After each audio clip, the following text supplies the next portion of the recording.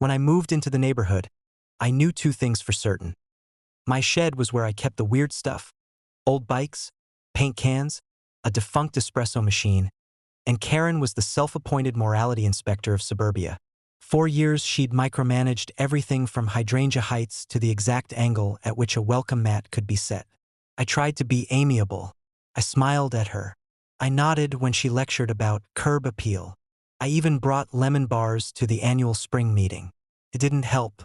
Things escalated when she bought a Tesla. Not because electric cars are a crime, quite the opposite. People were thrilled. She drove it like it had been forged from municipal righteousness. The problem was that Karen refused to follow the small print of living in a neighborhood. Respect other people's property. She started parking it in weird places, idling at odd hours, and, most infuriating, helping herself to outlets that weren't hers. I have a shed with an outdoor outlet. I use it for power tools and the occasional string of lights when I want to pretend my yard is Instagram-worthy. I keep the shed locked, but I'm not paranoid. I assumed neighbors would ask before using my stuff. Karen did not ask. One morning, I found her Tesla plugged into my shed's outlet, the charging cord snaking like a guilt trip across my lawn. I walked out and found her nose in the air, clipboard tucked under one arm, as if she owned not just the road but the electrons traveling across it. "You can't leave that there," I said. She looked up like I'd interrupted a sacrament. "I was charging. It's an emergency.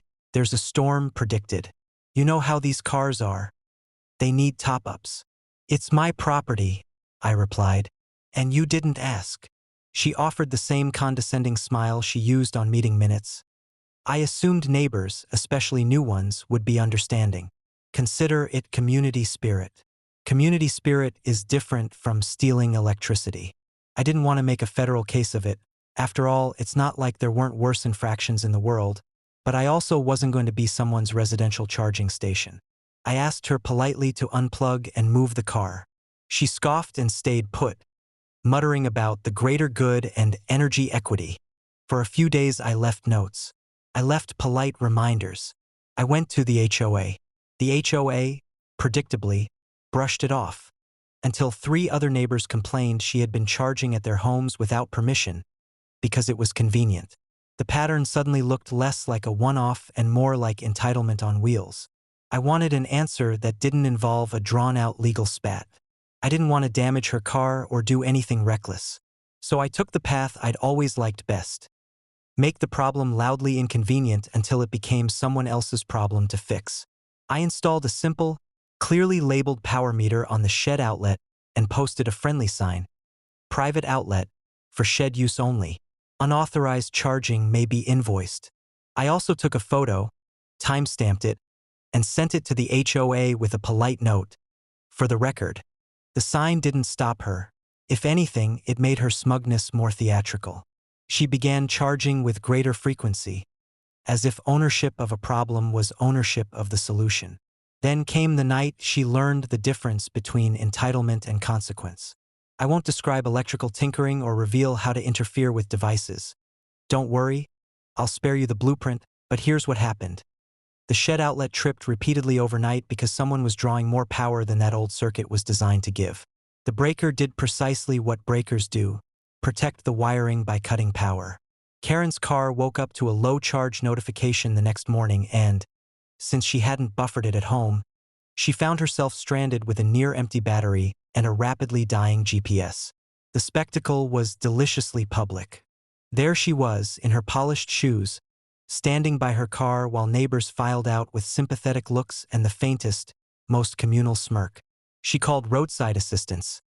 They came, checked the car, and said it would need a proper charge at a certified station. It was inconvenient, embarrassing, and exactly the kind of unglamorous problem people with clipboard bravado tend to dislike. It also had consequences beyond personal inconvenience. After the third complaint from neighbors, and now with physical evidence that she'd been repeatedly charging at homes without permission, the HOA stepped in. In the board hearing that followed, items were read: photos, timestamps, the meter readings, and the story unraveled. Karen's insistence that she had borrowed energy as a right did not play well in front of a roomful of people who had been on the receiving end of her petulance for years. The board levied fines, required restitution for any damages to household wiring, and, most importantly to the neighborhood, modified the rules to explicitly prohibit unauthorized residential charging from neighbors' outlets.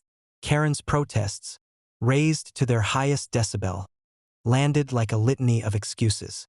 She was stripped of her presidency and assigned community service, scheduling and manning 3 neighborhood workshops about respectful neighbor practices. Public humility, as it turns out, is more effective than any private scolding. As for me, I fixed my shed circuit, replaced the breaker with a modern one, and added a weatherproof lockbox to the outlet. I continued to leave the meter where everyone could see it. People joked that I was monetizing virtue. I told them I was monetizing boundaries. A month later at a block barbecue, Karen approached with a paper plate and a tentative smile. "I guess I overstepped," she said, shuffling her feet like a kid who'd been caught raiding the cookie jar. "Glad you're okay," I said. "But please next time ask." She nodded. The Tesla was quieter now, parked in her driveway with a proper charging station installed, not because she suddenly embraced patience, but because the cost-benefit analysis of rude behavior had finally shifted. The neighborhood, relieved and oddly more neighborly after the kerfuffle, resumed its rhythms.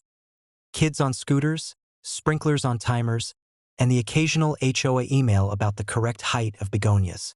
Every now and then I look over at the spot where her car once drained my circuits and smile. Not out of malice, but because setting a clear boundary turned out to be the most powerful charge of all.